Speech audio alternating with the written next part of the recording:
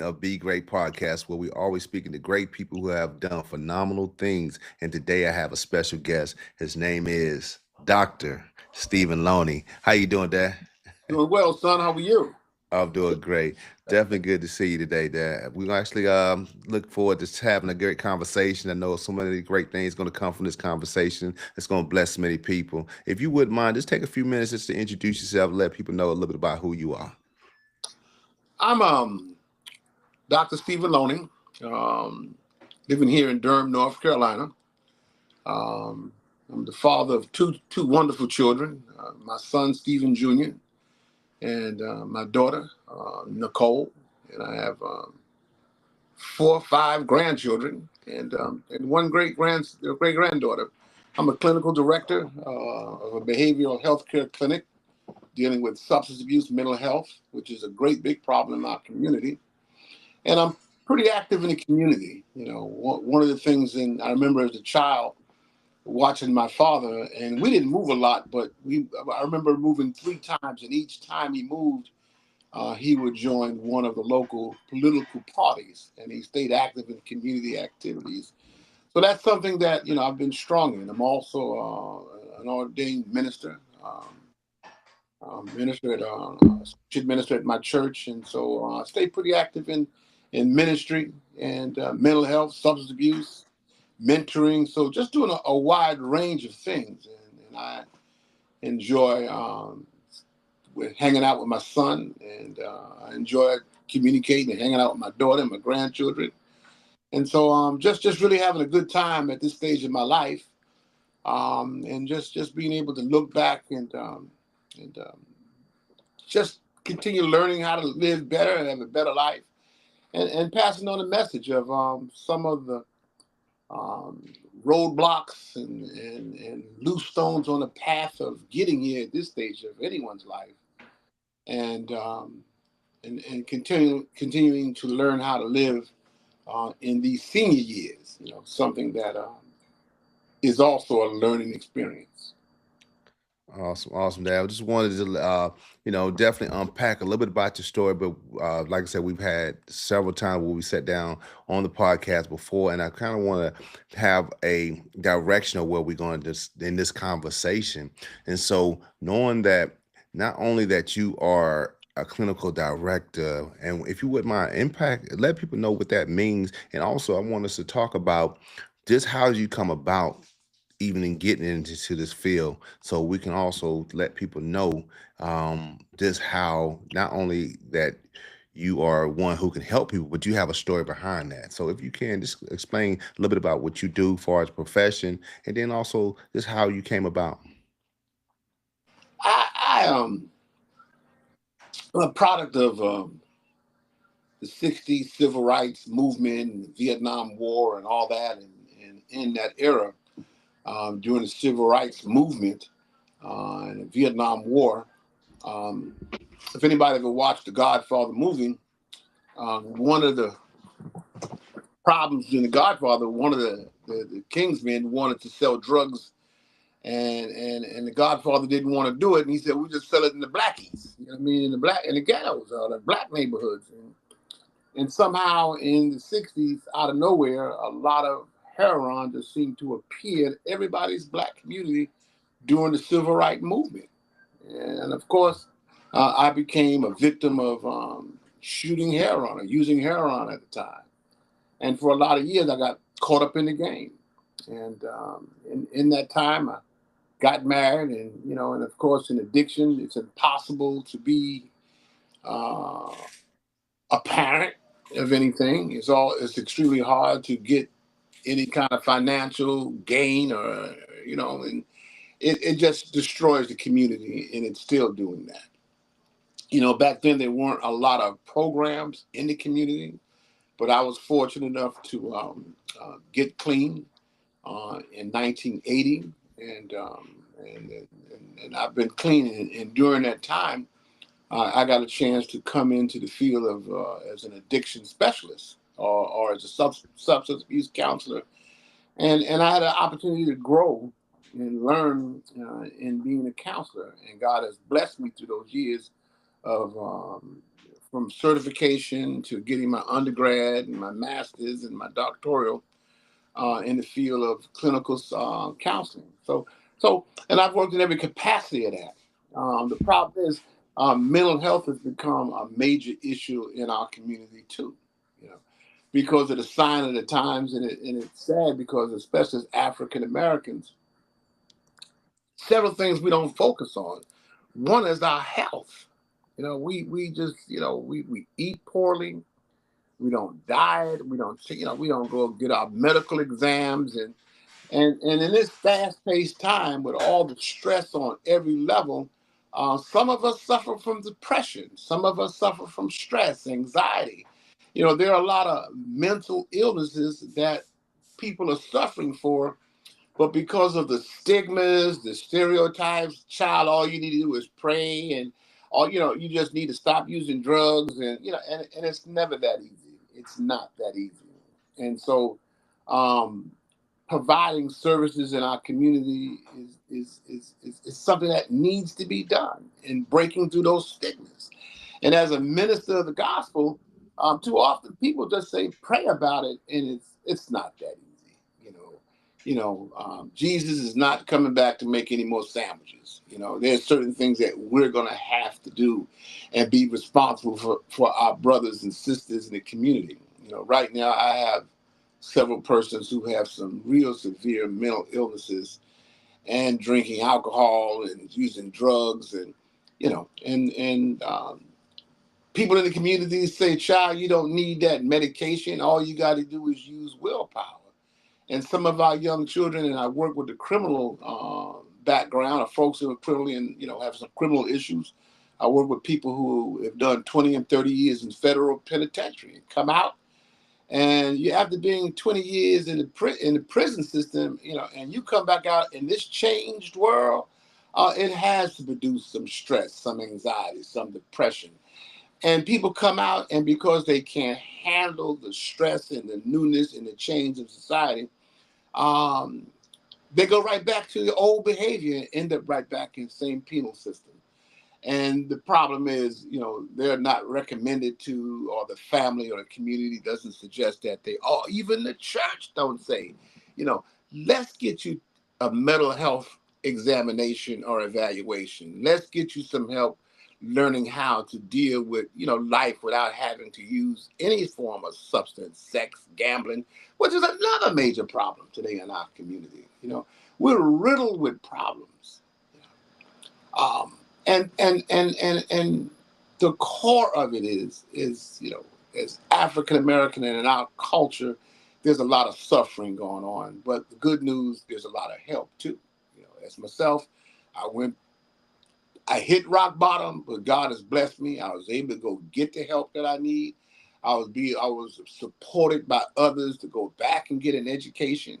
I was supported by others and taught by others and shown by others how to become, from an employee to employer. You know, Somebody had to help me and teach me how to become, from an apartment to a homeowner. Yeah. So these are things that I'm dedicated to, and I tell people, especially anybody over 25, you don't need a job. A job will never get you where you need to be. You need a skill and or a trade. If you look in biblical times, everybody had a skill and a trade. And one more important thing that anytime is important in the history of mankind, man always need to own some form of land, own something. And these are things, man, that um, I've had to relearn and learn. I saw my father do it, my grandfather do it, but because of addiction, I just kind of lost my way. And losing your way is not the problem, because we've all lost our way on a highway. We've all gotten lost going through a city, but with direction and help, we were able to find our way back to our destination. And so that's what this is about. You know, right now is promoting proper health, direction, and be able to let folks. You can't do this thing by yourself. I'm 73 years old and I'm still learning. that without the support of the community, family, and friendships and those kind of things, I can't do it alone. And as Exactly. an agency and as a minister and as a person, that's what we hear about. Awesome, awesome. Definitely gave me a lot of information that I want to kind of unpack a little bit because I want people to see this because you have a struggle up here doesn't mean that you just give up or just think it's so overwhelming to accomplish. So I kind of want to use our story a little bit just to kind of give hope and share with others. Just if you stay along the process, just commit to getting the right help, you can actually overcome whatever it is you're struggling. So knowing that you didn't happen overnight for you. What's some of the early steps that we actually took place? Now I know I have a speech that I use that I kind of use your story a little bit because, like you said, you have several different things that help you along your journey. One was to getting a mentor, getting the right help, getting the right people in your corner. And I kind of want to just kind of start with that. If someone would say, "Man, I got this struggle right now. I got an addiction, or I got some type of habit that I want to overcome," what would be the first steps that you would say they need to do to get the right help in the situation in order to move forward? What would you say that would be? Um,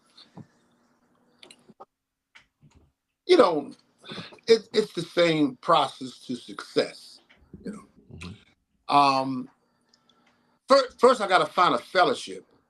You know, I have to find uh, another group of people, an organization, or some body of people who have overcome or can help me overcome those challenges. You know, if your spirit is lost and you're trying to develop a stronger spirit, you want to find a faith-based community. If you're wanting to increase your education, your academia, your all that, you find a good educational institution. You know, if you need good health, you know what I mean, and you want to improve your health, you find good healthcare providers. You know, when I was overcoming or trying to overcome my addiction, I found, I became a part of the Narcotics Anonymous, Alcoholics Anonymous, and then I became a part of some other groups of folks who were the main goal was staying clean and sober.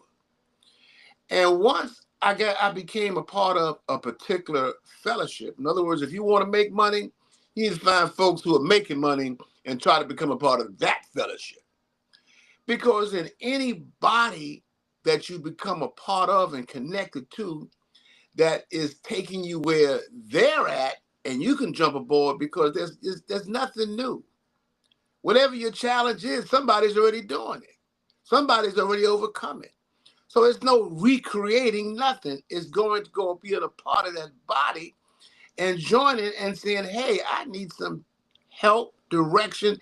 That's the first thing. You got to surrender, man. You got to stop doing, you're not alone. You have to join other. And then the next thing, in any of those, if you go to school, there's a teacher. You go to church, there's a pastor. You go to other organizations, there's a president. There's always somebody there in leadership, and their goal is to teach me what I don't know. What I know only got me here. As far as what I know only got me here. And I know there's a lot more further to go. And there's some people out there, man, got it going on, man, because they took time out to be taught. And now they turn out to be teachers and teach one, you know what I mean? Educate one. That's what this is about.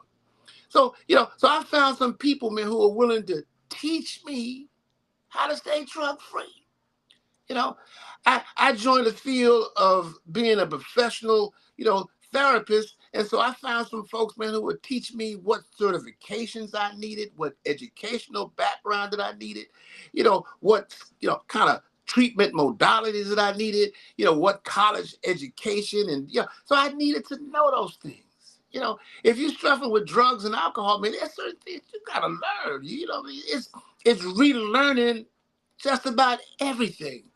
But you gotta, and not only that, you gotta go learn, find a teacher, a mentor, somebody to direct me until I'm able to get it by myself. There has to be some form of doctrine. You know what I mean? Everything that's done successfully is written down. There's no hocus pocus. There's no stand around and all of a sudden stuff. Everything you need in each one of those fellowships has doctrine. You know, in the religious circles, it's called the Bible, the Torah. You know what I mean? Each one has this doctrine, and it's written down.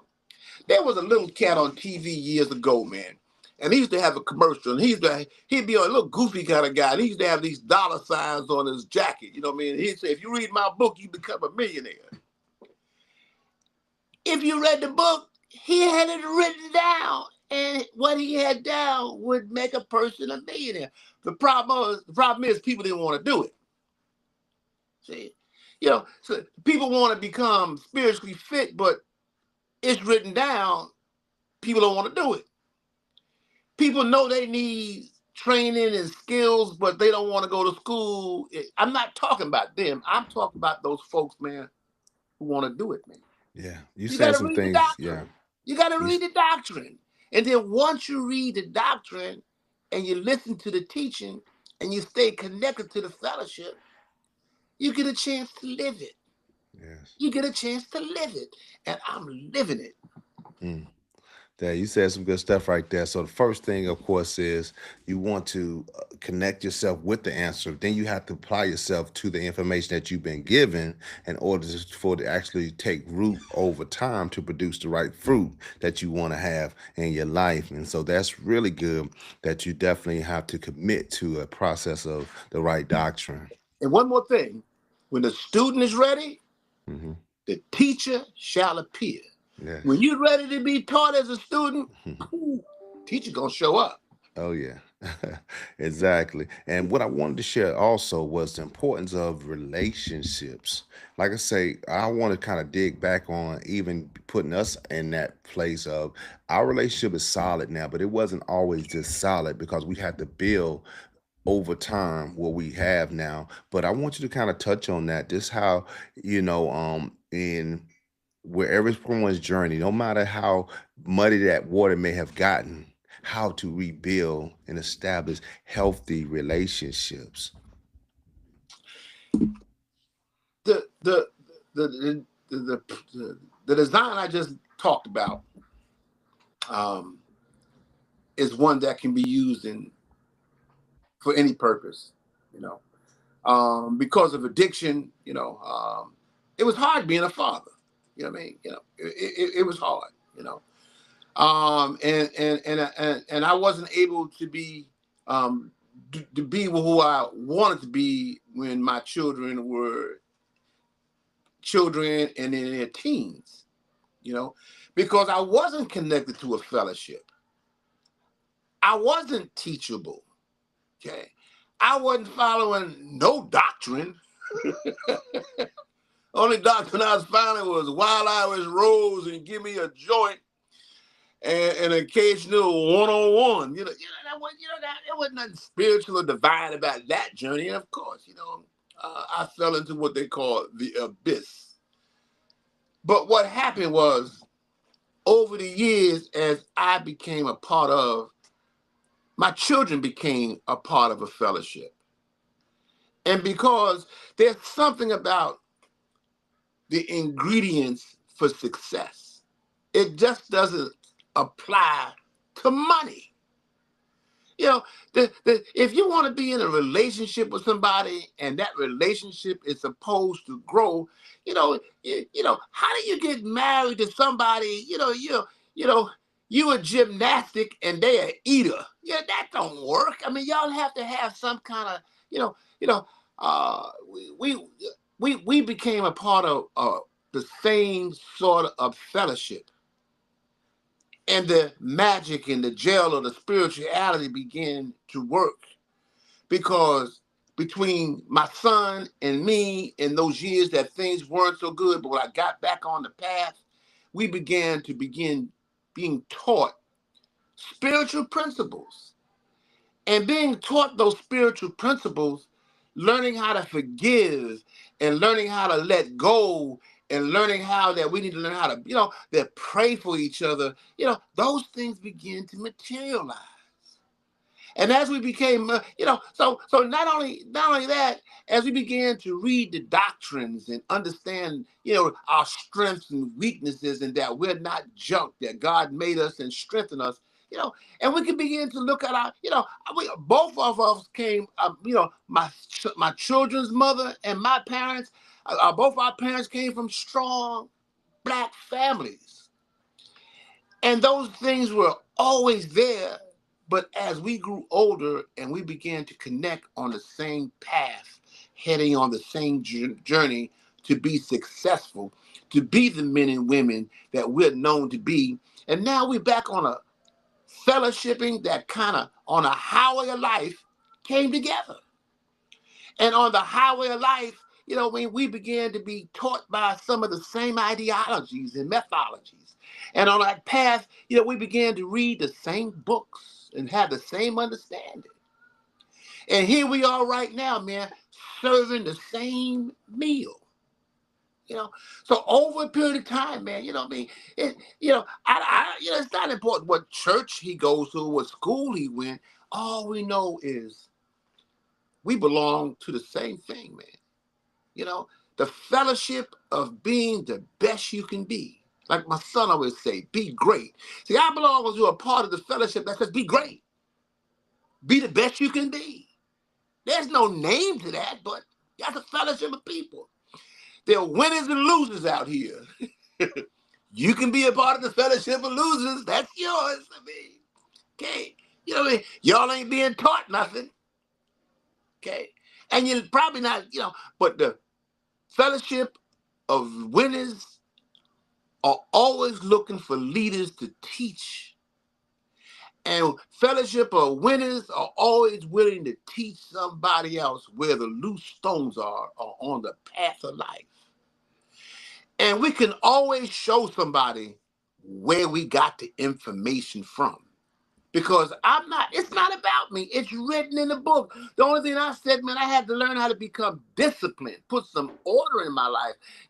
Some of the salt and pepper, the ingredients of how to become great. And then I get a chance to exercise it. And over those years, man, I'm sitting here with my son, man, I don't know what happened, but I know grace kicked in. I know being on this path, not only in our lives, it's the same thing in everybody else's life that's in that fellowship of be great. Awesome, awesome. Definitely good stuff right there. Because, like I said, if you just commit to doing a thing long enough, and not only just doing it for yourself, but doing it knowing that you're making an impact for others. That's what's the great thing about leadership, and this what we are speaking on. What does be great really mean? It's meaning that you're not just thinking about yourself only. Yes, you're trying to become the best version of yourself, but overall is to better the lives of everyone else who you have the opportunity to touch. And so, like I've seen in your life, you've actually went from one place where you say it was all about yourself. It was about how can I get my next whatever, but now how can I give that what I have been given to make life better for others. And so that's what we strive on. That's I appreciate you being an example. We could have talked about so many other lanes, but we want to end on this because you have certain things that you had to overcome that others did not. And I talk about the thing about you had certain things happen to you, but same such as your sight. But you didn't allow that to take you out of the game, but you allow that to be your reason why you got to keep pressing. So it ignites in me that no matter the challenges that I have to face, I still have opportunity to win if I don't give up. So if you can, I want you to close out by just sharing a little about that side, but just to encourage others. Don't allow the storm to take you out the game, but allow that to be the reason why you got to win the game. I was, I was born with I an, think a you muted visual right there. visual impairment, huh? For some reason you muted that. Okay. Can you hear me? Can't hear you. Wow. I don't know what happened. I don't know. But I'm gonna go ahead and close this out on this. For some reason, your phone, your line is muted. But I I can hear want you to guys. just share with others that the whole thing was my dad had to overcome the situation that he lost his sight at a certain point in time. But even during that time, it did not stop him from pursuing forth. He actually lost that own pursuit to get his master's, and he completed his master's, got his doctorate. But then he decided to even go as far as to open up his own agencies to help others who struggle with the same things that he struggled with was substance abuse and mental health. And now he's able to help individuals in so many different lanes because he did not quit. And I encourage you, no matter how life gets so hard on you, but if you still have the desire in your heart, you know that you've been called for greatness, just keep pressing forward. You may not know the next step because I'm pretty sure he did not know the steps because things happened that wasn't wrote down. What to do once you lost certain things that most people have, you have to keep on doing the things you know you can do and keep on trust and believe that you can partner with the right people in the right time if you do your part. So I encourage you, know that you have greatness within you, and if you commit to doing your best, the rest will come your way. And I want to thank everybody for taking the time to watch this video, and hope something that was said will encourage you to be great. Thank you for allowing us to share. Have a great day. Yeah. Can you hear me now?